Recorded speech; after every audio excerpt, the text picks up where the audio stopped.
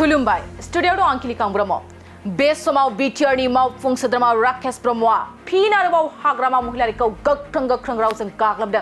बिथां मावफुं सोद्रोमा राकेश ब्रह्मआ हाग्रामा महिलारिखौ ओरैबायदि बुंदों दि हाग्रामा महिलारिनि समाव बिटिसि ओनसोलाव गोबां दानलाय सुलाय आरो मानसि बुथारलायनायल' जायोमोन होननानै बुंदों बिथां मावफुं सोद्रोमा राकेश ब्रह्मआ।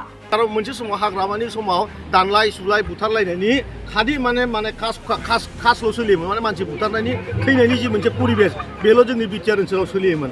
बिथां मावफुं सोद्रोमा राकेश ब्रह्मआ बेनि अनगायैबो आरोबाव हाग्रामा महिलारि बिथांखौ गोबां गोख्रों बाथ्राजों गाग्लोबबावनायखौ बे समाव मिथिनानै मोननाय जादों। बिथां राकेश ब्रह्मआ बुंबावदों दि हाग्रामा महिलारिनि समाव सानफ्रोमबोनि सानावनो गोबां सुबुं गावथारजानाय आरो गोथां थैनि मोनामनाया हा बार जेरावबो गोसारोमोन होननानै गोबां गोख्रों बाथ्राजों बिथां हाग्रामा महिलारिखौ राकेश ब्रह्मआ गाग्लोबदों। खालि माने मानसि थैनायनि भज कास कुसल' सोलियोमोन। प्रत्येकता दिनावनो मानसि गावथारजायो आरो थैनि गोथां माने मोनामनाया जोंनिया हा बां अखाफोराव गासिबो सोमजियोमोन। बिथां राकेश ब्रह्मआ बिपिएफ दोलोआ दिनैनि दिनाव मोनसे डास्टबिन बायदिसो जालांबाय होननानै फोरमायदों। रायजो राजाफ्रा बेनिखायनो दाखोर गारनो जायगा मोनैयाव बिपिएफखौनो दाखोर गारग्रा जायगा हिसाबै माब्लाबा मोनसे जाहोननि थाखाय बिपिएफनो भट होनांगौ जायो आरो फैगौ बिटिसि बिसायख'थियाव सिदलियाव 80,000नि बांसिन भट मोननानै इउपिपिएलआ देरहागोना रोखा जाबाय होननानैबो बुंदों बिथां मावफुं सोद्रोमा राकेश ब्रह्मआ। खौरांगिरिफोरनि सिगाङाव बिथां मावफुं सोद्रोमा राकेश ब्रह्मआ बेनि अनगायैबो आरोबाव मा बाथ्रा बुंखो फै जों आबुङै मिथिना लानि।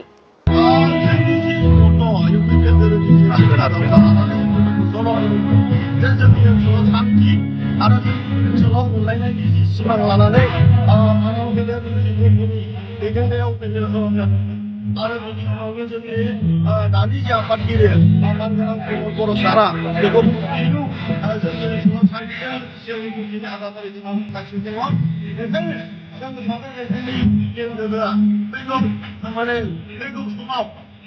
माने 50 बोसोर 90 बोसोरालागै बे ओनसोलाव गोदान मोनसे समाज बानायनायाव बाहागो लानो हागोन बा साक्सेस जागोन होननानै रायजो राजाफ्रा बिसास लादों।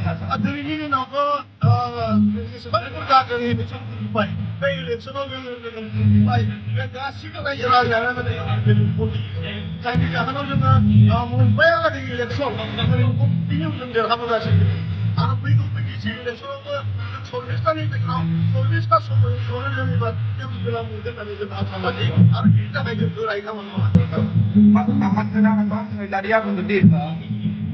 एमपि इलेक्सनाव बिपिएफ दोलोआ जेनाखै सिंगेल बाथ्रा लायोबा नाथाय इउपिपिएल दोलोआ जेनाखै हाग्रामा ओनसोलाव बिथाङा गावनि दोलोखौ डास्टबिन होननानै बुंदों।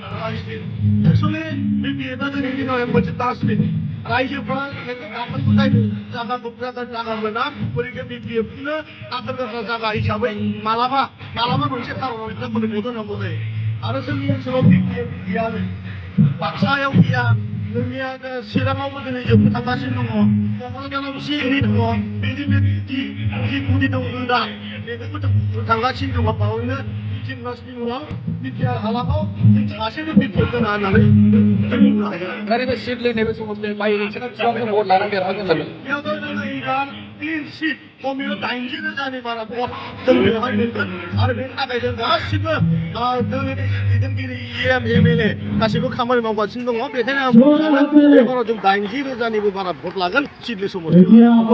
पार्टिया बुंदोंदि माबा मोनसे इभेन्ट टाइम पास थाङो दानि सरकारा गासैबो गोनांथि समाजाव गासैबो गोनांथि इभेन्टआबो मोनसे गोनांथि खारन मोनसे समाव हाग्रामानि समाव दानलाय सुलाय बुथारलायनायनि खालि माने कासल' सोलियोमोन माने मानसि बुथारनायनि थैनायनि जि मोनसे परिबेस बेल' जोंनि बिटिआर ओनसोलाव सोलियोमन आरो बै थासारिखौ जोङो मोनसे गोदान माने समाज मोनसे परिबेस क्रिएट खालामनो थाखायनो बेबायदि इभेन्टखौ दरखार जायो। दिनै क'क्राझाराव दुरान्ड काप दिनै ISPL बायदि खेला सोलिखांनायनि उनाव मानसिनि माइन्डआव मोनसे गोदान मोनसे सानखांथि फैदों जे जोंनि ओनसोलावबो बेबायदि खामानिखौ जाहोनो हायो नङाबा मोनसे समाव खालि माने मानसि थैनायनि भज कास कुसल' सोलियोमोन।